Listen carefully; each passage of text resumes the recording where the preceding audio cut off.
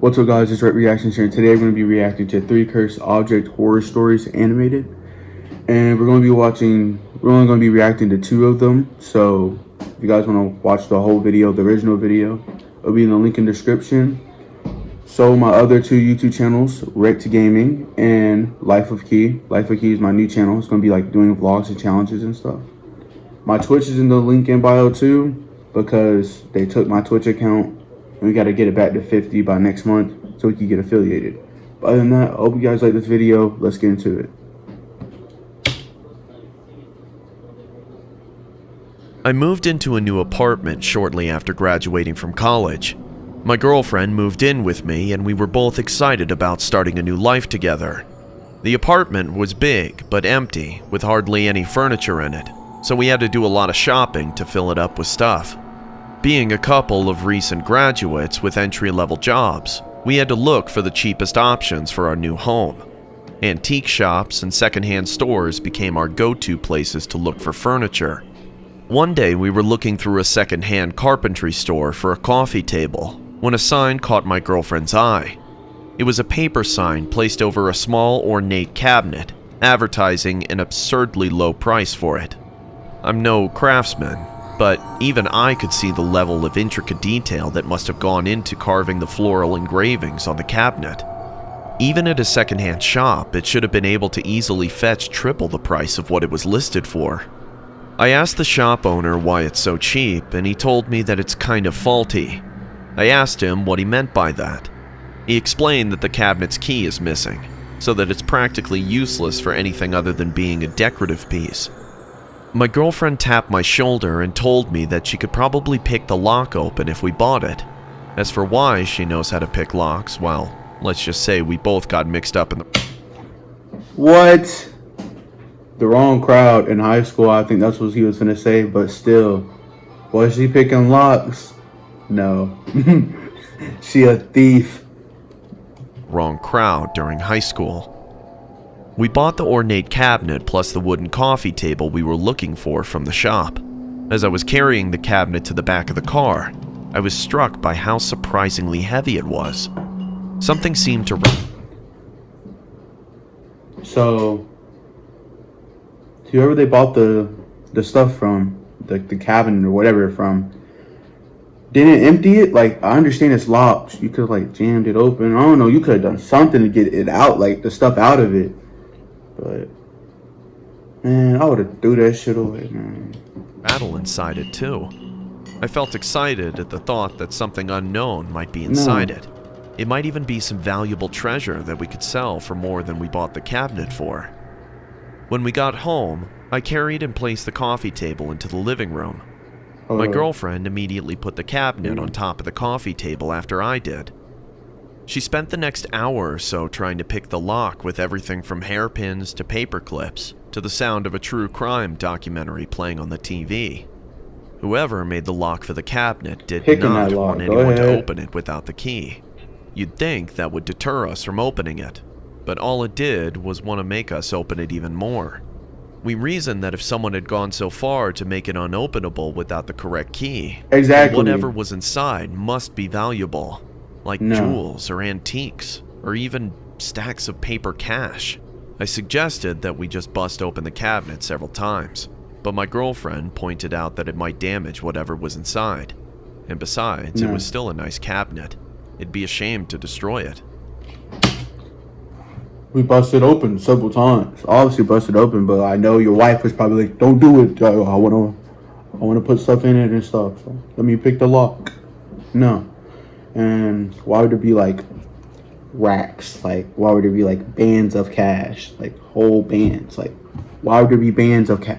Why would there be fat bands of cash in there when he shook it? It sounded like glass and shit. Like, it don't work like that. Finally, my girlfriend was able to unlock the cabinet using a bobby pin and a sewing needle. She twisted the keyhole to open the cabinet, and we were finally able to see what was inside. We were mildly surprised to see that the cabinet was stuffed with hay. After scooping out a few handfuls of the hay, we found out what it was hiding.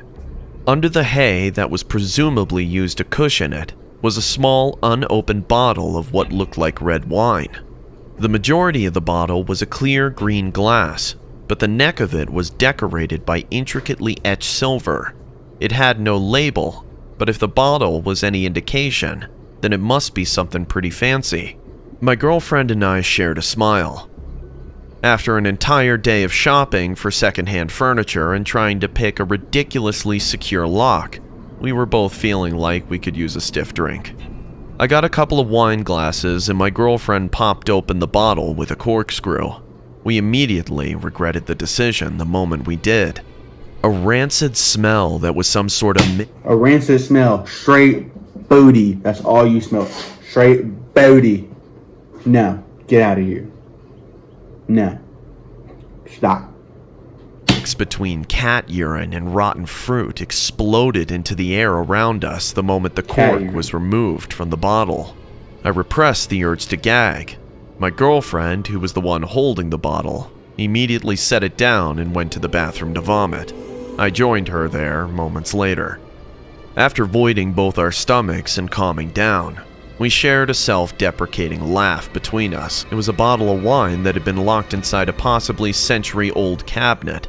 We played a game of rock, paper, scissors to decide who had to go to the living room to empty the bottle, and, of course, I lost.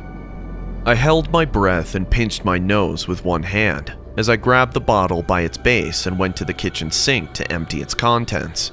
The liquid that I had initially thought was red wine was black and viscous as it slowly rippled out of the bottle with an almost sludge-like consistency. Once I emptied the bottle, I opened all the windows to let the smell out, took a big breath of fresh air from outside, and went back to wash the bottle from the inside out. Contents aside, the bottle was still pretty. I was sure that the silver decorating its neck would be worth something if I took it to a pawn shop. I told my girlfriend when the coast was clear. We set the now empty cabinet on the kitchen counter. We put our own bottle of wine in it and left it there. We spent the next day out furniture shopping again. When we got back and finished unloading all the stuff we bought, we were tired. My girlfriend suggested that I pop open the bottle of wine we put in the cabinet last night. The moment we popped open the bottle, the same rancid smell from the day before returned with a vengeance. Somehow, the wine in our relatively new, unopened bottle had become rotten, just like the wine we found in the cabinet. I emptied the bottle in the sink, and just like the bottle from the day before. No, why does it look like that, bro? It look like some venom shit, bro. Like some venom stuff. You gotta go. If I see that, I'm gone. I'm not gonna keep pouring it. I'm dropping it and I'm leaving. I'm not going back home. My wife can stay home. I'm leaving the States. I'm going to a different country. Literally, like, I don't care. The wine had been turned into some sort of viscous black liquid. Gush. Once like, the dude. smell dissipated, my girlfriend and I sat down and talked about what happened. We came to the conclusion that it was the cabinet that caused our wine to go bad, as strange as that would seem. Still, it was a nice-looking cabinet and could probably fetch a decent price, so we decided to post it for sale online to make a quick buck. Maybe What? that's selfish of us, but we needed the money and doubted that anyone would be stupid enough to drink wine soured by the cabinet with how terrible it smells anyway. We both woke up the next day to the same rancid smell of cat urine and rotten fruit. The moment the smell hit our nostrils, we ran out of the apartment and into the hallway, only to find it permeated with the same god-awful stench. Most of our neighbors were outside their apartments as well. They all looked like they were about to throw up. A crowd was gathered at the receptionist desk, complaining about the smell. I overheard one of the neighbors say something about the water turning black. I rushed back to my apartment, pinching my nose, and opened the kitchen sink tap. Sure enough, rancid... He opened the kitchen sink tap and it's all venom stuff, bro. It's all tar. He opened it and it's all tar. Hold up. He opened it and it's all tar. All tar. There's nothing you can do about that. It's all tar. Black liquid came flowing out. In our panic, my girlfriend and I rode into the city Man, I with the gotta charge my cabinet in our phone. trunk. We went to the pawn shop on the other side of the city and sold it for barely any more than we bought it for. Even the shopkeeper seemed surprised with how quickly we agreed to his offer, but didn't ask any questions. Shopkeeper. The water in the What? apartment continued to be black Man, I and would've asked rancid some for the next questions. couple days before returning to normal. The police came to investigate the black substance at one point, fearing a mass poisoning incident. I only heard news of the police lab report long after the black water had disappeared. According to them, traces of human blood and liquefied organs were found within the black substance. Investigations were ongoing, but the leading theory is that a sewer worker must have died on the job, and his remains somehow found its way into the water system. I know better though. To this day, I regret not destroying the cabinet when I had the chance. The pawn shop owner told me that he'd already sold it when I went to buy it back.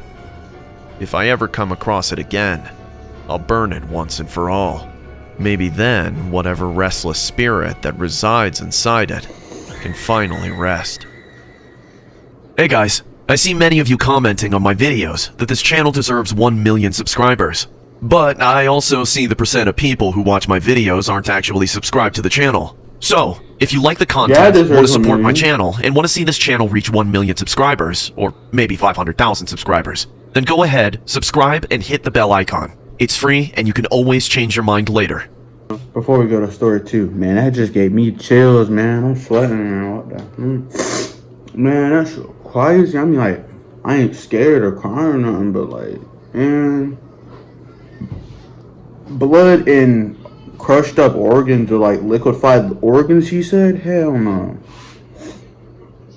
But we're gonna get into story 2 and then we're gonna end the video. Let's get into story 2. I was always close to my little sister, Sarah. Our mother was always busy with work, and our father left us when we were young, so it was mostly up to me to raise her. She's Why 4 does it look years like younger that? than me, and this story happened when I was 18, and she was 14. My mother had just gotten remarried to a guy named Man. Ben, who seemed nice enough to me. I didn't really mind him. He was rich enough to help my mother support us, and he always treated my mother with respect, so I was okay with her dating him. Sarah didn't feel the same way about him though.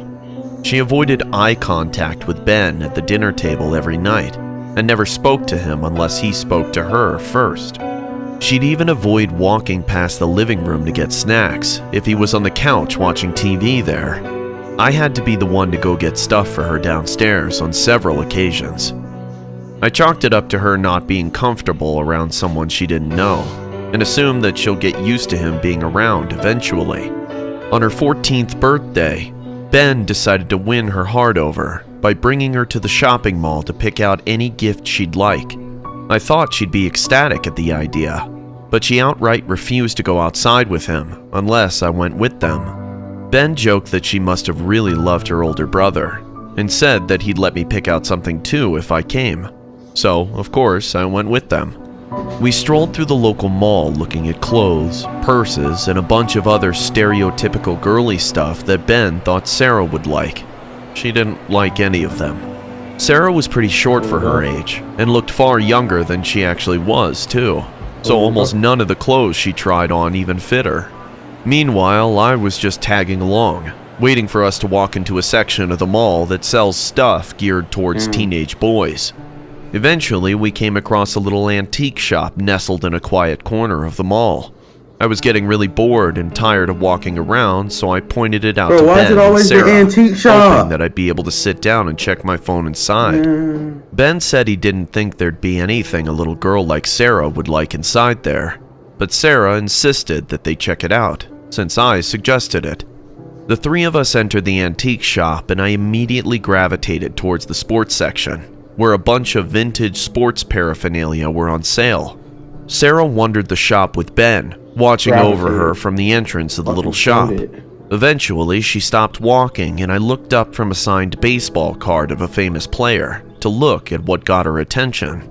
She was staring at a fancy glass display cabinet containing a variety of knickknacks that looked decades old at the very least. There were some silver plates, a fine china tea set, and something that looked like an old gas lamp. But the star of the display was an antique doll that sat at the very top row of the cabinet. The doll was dressed like a noble lady going to a funeral, with a long black dress, black... Man, first off, bro, that's like the next step to Annabelle. You know what I'm saying? I ain't never in my life buying a doll that looked like that. If I ever have a daughter and she want a doll like that, I'm telling her no, period. I can't. No, you can't have it. Because that right there, man, is that like a spider on her, like, on her chest or something? Man, I don't even know. That looked like a spider or a bat. Oh, no, bro, she like a widow, like in the 1870s, but I don't know, man. I don't want that smoke. She could leave her ass at home. Fuck. Gloves and a translucent black veil over its face. The pitch black clothes made the pale white porcelain of its face behind the veil all that more pronounced. When Sarah picked it out of the cabinet and lifted the veil from its face, it revealed a sorrowful frown, accompanied by large blue eyes that seemed to bore into my soul, even from a distance. I told Sarah that that was one dour-looking doll she's holding there. To my surprise, she told me that she thinks she wanted to buy the doll. I asked her why on earth would she want a depressed-looking thing in her room. She said that she couldn't quite explain why she liked it. Something about the doll just resonated with her, according to her, anyways. Sarah was always weird like that. I thought she was a little too old to still be playing with dolls, but I kept that to myself and let her ask Ben to buy it for her. It was calling her name just like, the moment the old shopkeeper saw the doll she was holding, stop, brother. she told her that she could have it for talking free. to her for real. Apparently, she'd been trying to get rid of it for years, but people kept returning it because of the sad vibe it gave off. She seemed glad that such a beautiful doll might finally find a permanent home by someone who didn't mind the way it looked. Since we got the doll for free. No.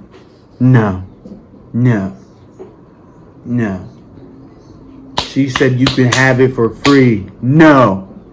As soon as you hear free, run. Because there ain't nothing free in life.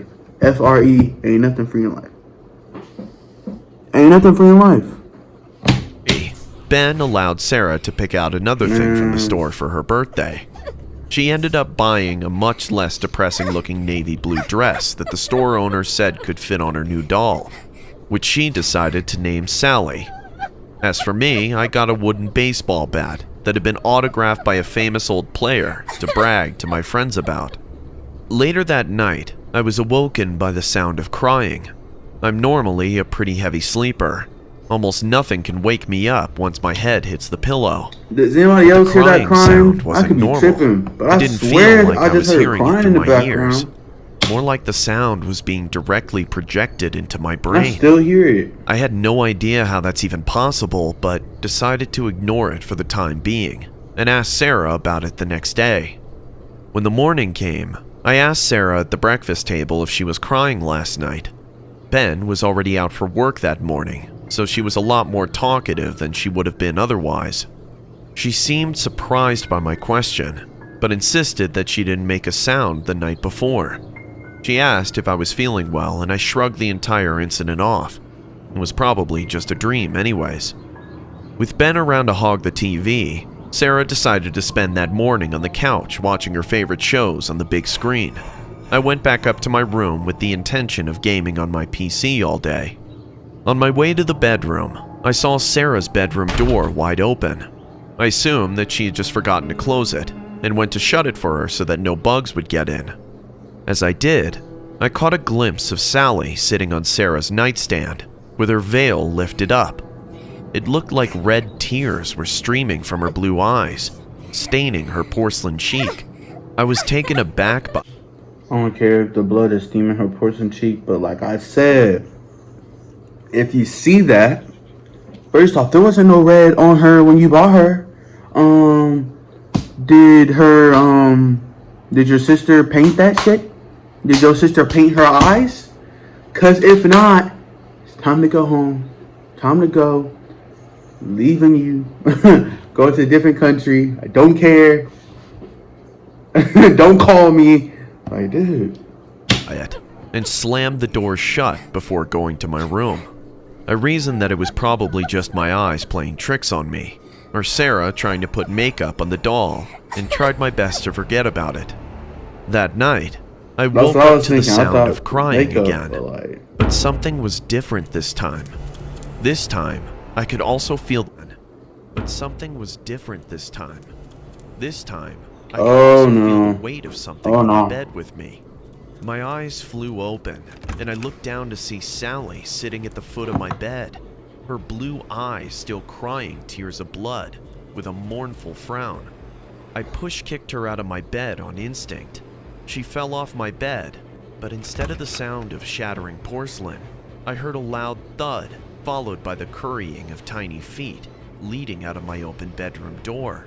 I grabbed the baseball bat Ben bought me, and bolted out of my bedroom door. I was just in time to see the skirt of Sally's black dress disappear behind the slightly cracked open door of Sarah's bedroom. I threw Sarah's bedroom door open, baseball bat in hand, and intending to shatter the little doll into a million pieces.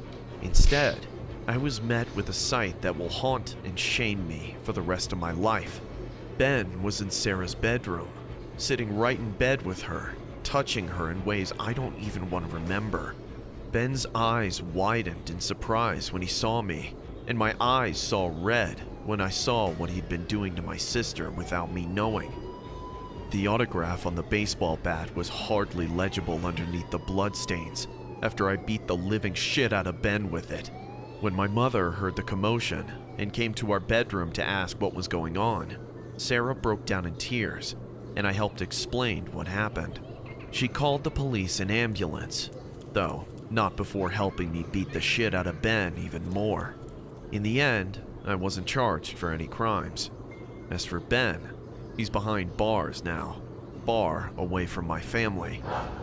Sarah still keeps Sally around, and I've learned to tolerate the occasional sound of scurrying feet in the night. A couple of things are different about her now, though. These days, Sarah has her wear the blue dress more often than her black one, and instead of a sorrowful frown, Sally now has a content smile on her porcelain face. Oh, okay, guys. Well, that was jacked up. I didn't see that coming. Like, I was thinking it, but like, I was like, I'm just not gonna say it because I don't want to. I didn't want to just say that and not be like that. But sounds like Ben got that beat, boy. He swung that bat on him. Boy, stop. Then the mom came in and was like, beat his ass too. Shit. But man, that was a whack video. I ain't even finna cap.